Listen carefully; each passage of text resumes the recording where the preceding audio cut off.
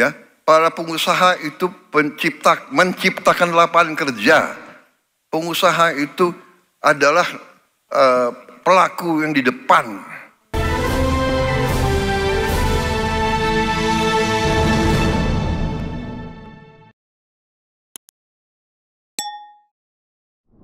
Terima kasih. Sekarang kita buka untuk tanggapan, pertanyaan dan sebagainya, dan akan dipandu oleh Menteri Menko Perekonomian. Terima kasih. Terima kasih Bapak Presiden. Mungkin tahap awal kami sudah ada 7 penama, tapi tahap awal mungkin 3 dulu. Yaitu pertama Saudara Jemi Kartiwa, Pak dari API. Kemudian yang kedua nanti Ibu Sinta Kamdani, dan yang ketiga Pak Budi Hikmat. Silakan yang pertama dulu. Selamat sore Bapak-Bapak, Ibu-Ibu. Yang terhormat Bapak Presiden beserta jajarannya, saya ingin menyampaikan beberapa poin krusial mengenai kondisi terkini industri tekstil dan produk tekstil. Dan mungkin langkah strategis. 2 menit Pak ya, supaya 2 menit. Oke. Yang langkah strategis yang kita perlu ambil. Pertama-tama penting untuk meluruskan stigma permesinan di industri TPT, sudah tua, tidak semuanya benar. Faktanya masih banyak pabrik di Indonesia yang masih melakukan reinvestasi. Terbukti dengan masih besarnya ekspor TPT Indonesia ke Amerika. Kebijakan tarif yang diberlakukan oleh Amerika Serikat telah memberikan dampak yang nyata terhadap industri TPT Indonesia. Hanya dalam 2 hari setelah pengumuman kebijakan resiprokal tarif, anggota kami menerima email dan surat dari brand yang meminta hold produksi dan pengiriman, dan adanya juga permintaan diskon 15%. Kita harus bersiap menghadapi demand shock yang serius. Para buyer di Amerika memperkirakan penurunan permintaan yang tajam hingga 30%.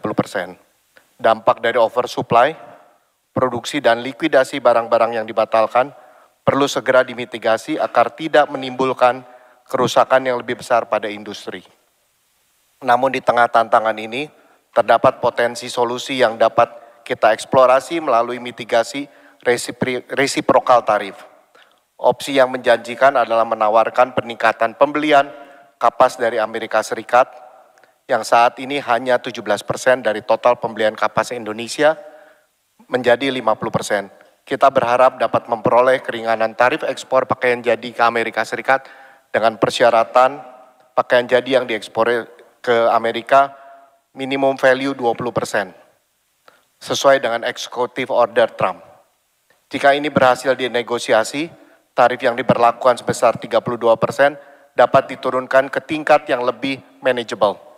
Selain itu, untuk urgensi pengamanan pasar domestik dari limpahan barang dumping dari negara lain yang terdampak tarif Amerika Serikat, kita perlu segera memperbaiki regulasi yang masih memiliki celah. Langkah-langkah penting yang perlu diambil, termasuk pengembalian aturan label bahasa Indonesia dan SNI wajib ke border. Sebuah kebijakan yang pernah diberlakukan di tahun 2014. Ini akan membantu mencegah masuknya impor yang tidak sesuai standar dan melindungi industri dalam negeri dari barang ilegal dan tuduhan transshipment yang dituduhkan oleh USTR ya. Lebih lanjut, kami memohon dukungan Bapak Presiden untuk revisi PP percepatan tentang tindakan pengamanan anti-dumping dan pengamanan perdagangan dalam negeri yang disebut RPP Tati, yang sedang dibahas di lintas kementerian. Regulasi yang kuat dan efektif di bidang ini sangat penting untuk menciptakan persaingan yang sehat dan mencegah praktik perdagangan yang tidak adil. Terakhir, saya ingin menyoroti isu fundamental yang mempengaruhi daya saing industri kita, yaitu rata-rata lama sekolah di Indonesia, yaitu sekitar 8,9 tahun saja.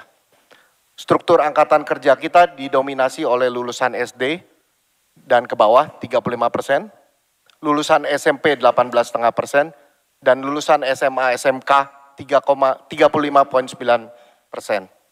Tingkat pendidikan yang rendah berkontribusi pada berbagai masalah sosial, seperti pernikahan dini, perceraian, dan anak terlantar, yang akhirnya menciptakan siklus kemiskinan.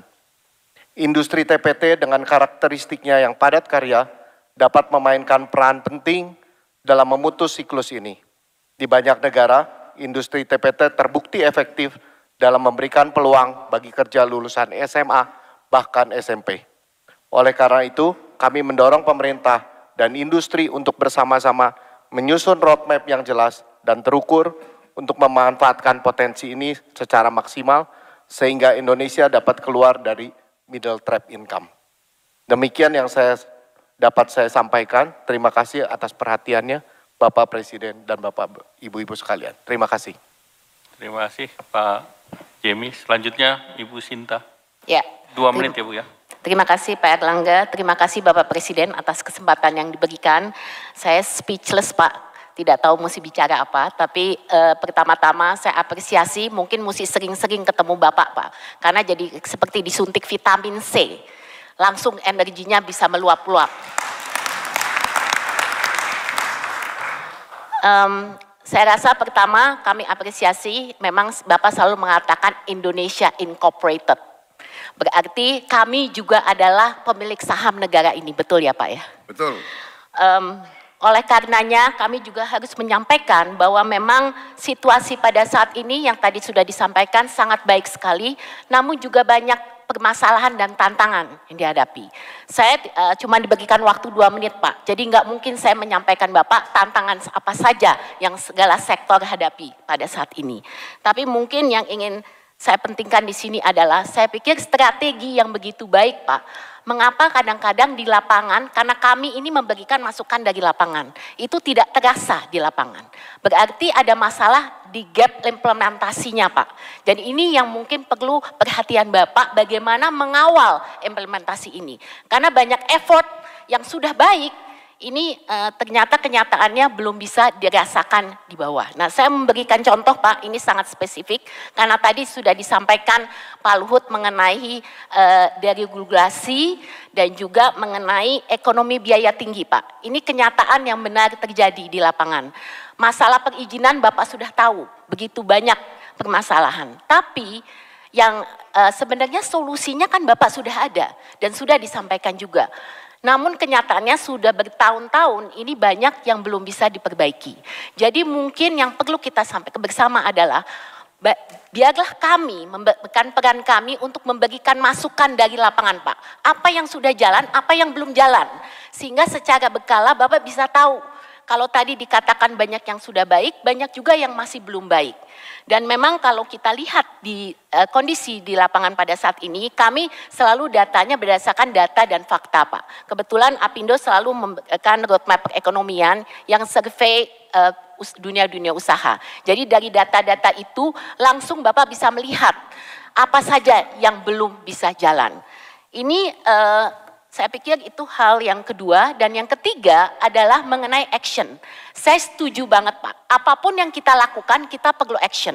Saya berikan contoh pada waktu Pak Menko sudah memanggil kami semua untuk bagaimana kita bisa mengantisipasi dampak dari tarif reciprocal AS. Kami bisa melihat bahwa Presiden Trump ini hanya melihat he's a transaction man, Pak. Jadi dia hanya lihat deal. Jadi apa yang kami lakukan dari pelaku usaha swasta, kami langsung menghubungi mitra kami di Amerika untuk melihat. Karena Amerika itu jelas mau melihat bagaimana bisa menurunkan defisit. That's it Pak. Tapi tidak mungkin pemerintah hanya mengatakan, oh kita mau menurunkan defisit dengan mengimport ini. Yang pasti Amerika mau tahu berapa yang kamu bisa import. Kapan mau diimportnya? Nah, oleh karena itu adalah salah satu tugas kami Pak. Dari pelaku usaha swasta ada beberapa memang komponen-komponen komoditas import. Seperti contohnya tadi sudah kapas, kemudian ada juga jagung, ada juga wheat, gandum. Ini beberapa hal yang kami langsung berinteraksi dengan pelaku usaha di sana untuk bagaimana kita bisa meningkatkan import. Tapi kami mohon Pak, bahwa ini bisa langsung diimport oleh industri. Jadi maksudnya tidak ada melalui pihak-pihak ketiga. Karena ini akan jelas langsung meng-cut beberapa permasalahan yang dihadapi. Kemudian yang terakhir Pak, yang ingin kami sampaikan, terakhir adalah bahwa pada prinsipnya di dalam kami melakukan deregulasi itu sudah memang disampaikan hal-hal yang sangat penting. Nah, kita juga mesti melihat dari pasar Amerika ini, memang kita juga melihat secara positif bagaimana kita bisa bernegosiasi. Tapi dari sisi yang lain Pak, kita juga mesti berhati-hati. Jadi saya rasa dari sisi persiapan untuk berhati-hati ini juga penting, karena apapun Indonesia ini market yang besar Pak. Indonesia market yang besar, jadi jelas pasti juga ada diversion. Makanya kita selalu tadi mengatakan anti dumping itu sangat penting, karena kita juga mesti melindungi industri dalam negeri kita. Makanya Pak, saya rasa ini sangat penting untuk kita perhatikan bersama, dan mohon izin Pak, kalau boleh nanti masukan-masukan tertulis bisa kami sampaikan kepada Bapak. Terima kasih. Terima kasih Bu Sinta. 4 menit 60 detik. Ada alarmnya di sini. Selanjutnya kami persilakan ini dari investor Pak Budi Hikmat. Baik, 2 menit Pak Presiden. Terima kasih. Hari ini Pak, sahabat baik Bapak Ray Dalio mendistribusikan suatu email Pak yang menunjukkan bahwa saat ini ada breakdown yang luar biasa di domestik ekonomi, domestik politik, dan geopolitik yang dugaan kami sebetulnya ini mengarah suatu saat akan perang Pak. Ini semirip ketika Jepang menyerang Pearl Harbor Pak. Jadi, nah tapi kali ini kayaknya Amerika akan sangat upset dengan Tiongkok. Jadi kecanggihan politik Bapak Pak, ya kalau sini saya tulis doa semoga Bapak dengan jurus 1000 teman terlalu sedikit, 1 musuh terlalu banyak Pak. Mudah-mudahan kita bisa menavigasi geopolitik. Saya fund manager Pak, kalau tadi hari ini saya menulis di Kompas, tapi dengan pertemuan hari ini ada 2 elemen yang udah clear, yaitu transform dan inform. Terima kasih forum seperti ini harus dibikin. Nah, bursa kita performnya itu tergantung dari satu lagi Pak, yaitu reform. Ini agak mikro Pak, karena yang naik di dunia ini sekarang itu adalah disruptive sector Pak. Apakah AI, information technology, itu yang di bursa kita kurang. Kita terlalu didominasi oleh bank sekitar 35%. Itu Pak. Terakhir saya doakan Bapak aja, kalau malam ini Bapak tahajud, cobalah buka atau membaca surat Yusuf Pak ayat 12 ya. Walaupun kata Ray Dalio siklusnya memang lebih berat sekarang Pak, tapi saran beliau luar biasa. Kalau sekarang saya jadi Nabi Yusuf kepada Bapak, saya akan bacakan ya Pak ya. Nasihat Nabi Yusuf. Qala tajra'una sab'a sinina da'aban, hendaklah kalian bercocok tanam secara 7 tahun secara berkelanjutan. Ini tekanannya di productivity. Fama hasadtum fazarahu fi sumbulihi, apa yang kalian panen tetaplah pada tangkainya. Ini bukan cuma pengawetan Pak. Bagaimana boleh dibilang kita bisa bikin Pak susu jadi yogurt, keju, kefir. Ini reindustrialisasi yang menciptakan lapangan pekerjaan. Yang terakhir itu illa qalilan mimma ta'kulun, kecuali sedikit untuk kalian makan, itu adalah demand management, boleh dibilang penjatahan Pak. Ini kurang populis. Jadi salah satu informnya nanti itu adalah bagaimana mensosialisasikan kebijakan yang kurang populis tapi penting Pak. Dan hari ini saya dapat report bahwa bond market stabil thanks to Gubernur BI dan Menteri Keuangan Pak. Kalau equity market sih udah agak mereda Pak. Terima kasih Pak. Baik, saya tanggapi, dan nanti kalau saya kurang dalam jawaban saya minta bantuan dari menteri-menteri. Yang pertama dari industri pertekstilan, terima kasih masukannya. Ya, saya benar-benar sadar pentingnya industri pertekstilan. Karena itu kita semua bertekad untuk melakukan apa yang bisa kita lakukan dari segi kebijakan untuk membantu industri pertekstilan. Kemarin kita sudah rapat, saya sudah panggil semua direktur utama Himbara, juga Gubernur BI hadir, Menko Perekonomian, Menteri Keuangan, dan kita sudah memberi pengarahan kepada Himbara bahwa industri padat karya seperti pertekstilan harus terus didukung. Tapi saya juga ingatkan semua analisa para ekonom secara nyata, realis dan rasional juga sebagaimana tadi para ekonom kita ya, saudara Budi ya, Budi Hikmat ya, iya, aset manajemen Bahana, benar sekali bahwa dan juga Ibu Sinta ya, kita harus sadar bahwa domestic market kita sangat besar, ya, domestik kita sangat besar. Jadi dengan pendekatan dan strategi ekonomi kita akan memberdayakan tadi desil yang paling bawah itu, yang paling bawah 1-2 ya, yang paling ekstrim, yang rentan, dan yang aspiring itu sebetulnya eufemisme. Mereka juga dalam keadaan susah. Ya. Dengan kita ingin memberdayakan mereka, dengan kita investasi besar-besaran dari kekuatan ekonomi kita di ekonomi domestik kita, saya kira ini sesuatu jalan juga untuk industri perstekstilan. Ya. Dan saya kira demikian, bahwa kita, dan termasuk sepatu. Sebagai contoh tadi, anak sekolah kita berapa? 44 juta ya? 44 juta ya? 44 juta anak sekolah. Nah kalau saya instruksikan, mereka perlu sepatu olahraga 2 masing-masing siswa. 1 untuk sepatu pramuka, 1 untuk sepatu olahraga, 1 untuk sepatu masuk sekolah. Apakah tidak itu domestic demand? Apalagi kalau saya nanti kasih instruksi, harus ada pakaian seragam pramuka. 2 setel untuk tiap anak umpamanya. Dan sebagainya, dan sebagainya. Jadi jangan khawatir, kita sadar pentingnya industri padat karya. Kita sangat sadar itu. Tapi saya juga ingatkan, kita punya kekuatan domestik, kita punya pasar domestik yang besar, kita punya confidence ya. Sekarang tinggal manajemen dari kami, tapi terima kasih Ibu Sinta, benar-benar Indonesia Incorporated. Jadi saya kira forum-forum semacam ini mungkin harus teratur dan lebih sering. Ya karena kita ini satu kapal. Ya, pemerintah tidak bisa berbuat semuanya. Bahkan investasi paling besar adalah dari swasta. Investasi paling besar ya adalah dari swasta. Jadi, tapi kita harus ingat bahwa kita ini, tadi dikatakan, kita ini punya kekuatan. Kita ini negara besar, ya. Hanya mungkin kita selalu ada rasa was-was, selalu rasa rendah diri, ya kan. Kita kuat, kita punya mineral-mineral strategis kok.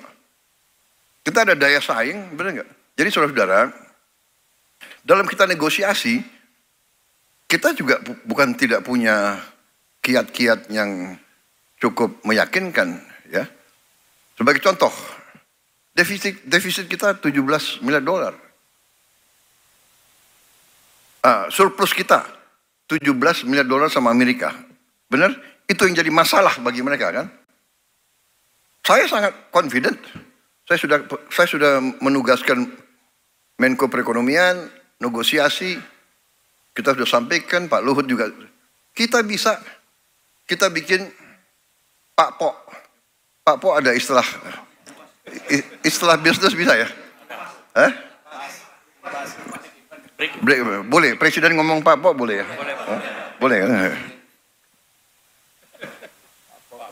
Saya tawarin mereka, Pak Po, saya bisa 17 miliar, 10 kita, 17 miliar kita akan beli dari Amerika.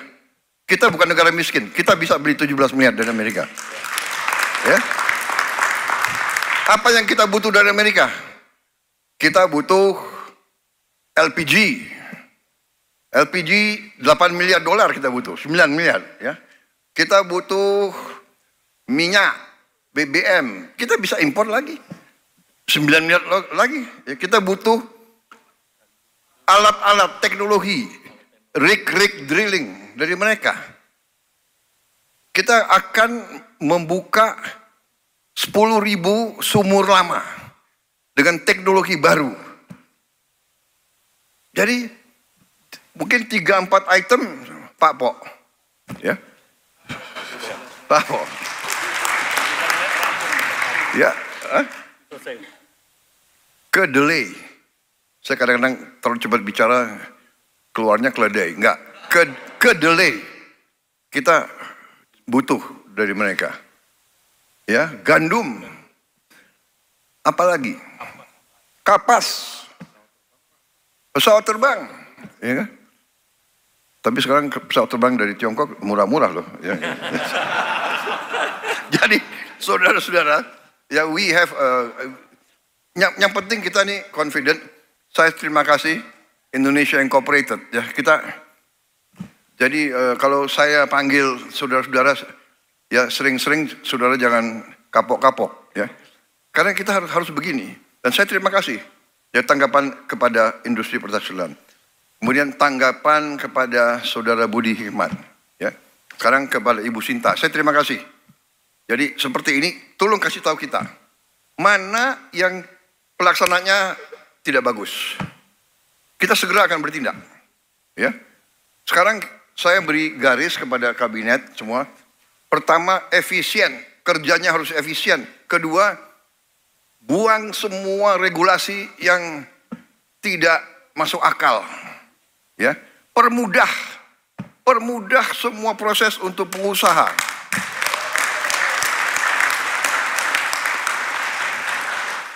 Ini bagusnya presidenmu mantan pengusaha juga gitu loh. Ya. Bener loh. Saya tuh 25 tahun kan di luar kekuasaan. Saya pengusaha. Menghadap pejabat ini, gila, mantan Panglima menghadap datang ke Himbara, menghadap Bank Mandiri, bolak-balik, iya kan?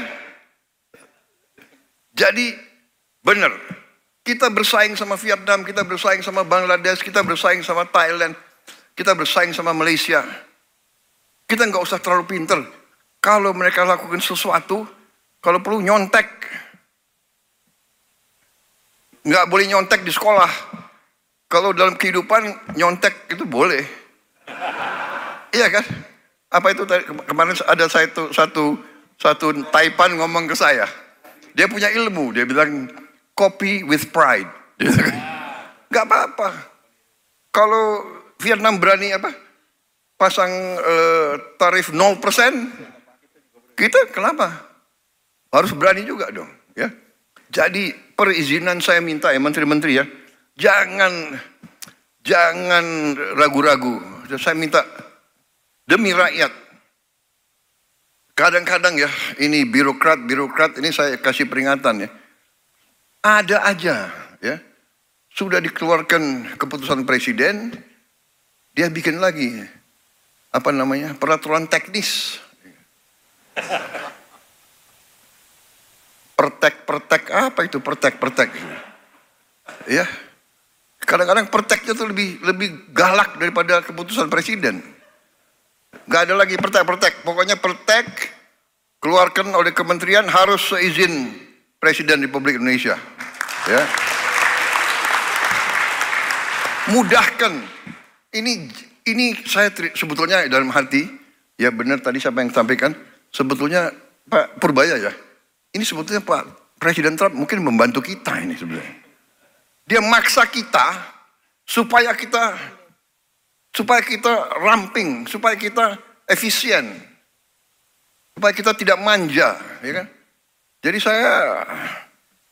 saya benar-benar ini kesempatan. Saya minta ya, ada Menteri Pertanian, ada Menteri Perdagangan, nggak usah ada kuota apalagi semua, nggak ada kuota. Siapa mau impor daging, silakan. Siapa aja boleh import. Saudara-saudara. Mau impor apa? Silakan, buka aja. Rakyat kita juga pandai kok, ya kan? Jangan bikin kota-kota, habis itu perusahaan A, B, C yang hanya ditunjuk, hanya dia boleh import. Enak aja. Iya kan? udahlah, kita sudah lama jadi orang Indonesia, udah nggak pakai, jangan pakai praktek-praktek itu lagi gitu, ya. Karantina. Kalau negara kita negosiasi sebenarnya, kalau dia bisa karantina di negara dia sekian bulan, udah aja lah, nggak usah kita lama-lama lagi karantina, buka aja cepat itu semua. Dan ya kita introspeksi diri ya, kita harus introspeksi diri. Institusi-institusi kita harus beres, ya. Bea cukai harus beres, jangan macam-macam lagi, cari prosedur yang mengada-ada, memperlama-lama gitu. Sudah lama kita jadi orang Indonesia, ya kan? Sama juga, saya mau koreksi, TNI ada nggak di sini TNI? Angkatan Laut, Kepolisian, ya kan? Saya juga sudah lama mantan prajurit, ngerti juga saya itu, ya kan? Penyelundupan harus kita hentikan, mengancam industri kita, mengancam rakyat kita, mengancam pekerjaan rakyat kita. Jadi kalau ada petugas, pejabat dari institusi negara yang terlibat melindungi penyelundupan, harus kita tindak sekeras-kerasnya.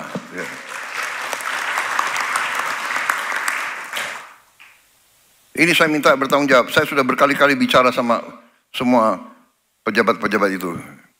Kita perbaiki kondisi rakyat kita, banyak yang masih susah. Jangan ikut praktek-praktek yang justru akan membunuh rakyat kita sendiri. Ini saya kasih peringatan, berkali-kali akan saya nanti akan saya kasih perhatian khusus untuk masalah bea cukai dan masalah semua bentuk penyelundupan. Ini sudah cukup lama, ini banyak masyarakat lagi tunggu. Ini Presiden udah kasih warning berbulan-bulan, kapan, ya kan? Jadi terima kasih masukan-masukan Ibu Sinta, ya kan? Kalau ada lagi implementasi yang kurang bagus, segera laporkan, ya. Segera laporkan, kita bertindak. Tapi yang jelas, Menko tadi kemarin, Menteri Keuangan, Gubernur BI ada, Ketua DIAN ada, saya sudah kasih perintah untuk hilangkan kuota-kuota import, terutama untuk barang-barang menyangkut hajat hidup orang banyak, ya kan? Siapa yang mampu, siapa yang mau import, silakan, bebas. Nggak lagi kita tunjuk-tunjuk hanya ini yang boleh, itu nggak boleh, ya kan? Itu salah satu upaya kita untuk merampingkan, memudahkan iklim usaha, bikin supaya pengusaha merasa dimudahkan, ya. Para pengusaha itu menciptakan lapangan kerja. Pengusaha itu adalah pelaku yang di depan. Dia boleh cari untung, nggak ada masalah. Tapi kita juga minta para pengusaha ya bayar pajak yang benar, ya kan? Jangan pelihara 2-3 buku, ya kan? Saya sudah lama jadi orang Indonesia, ya kan?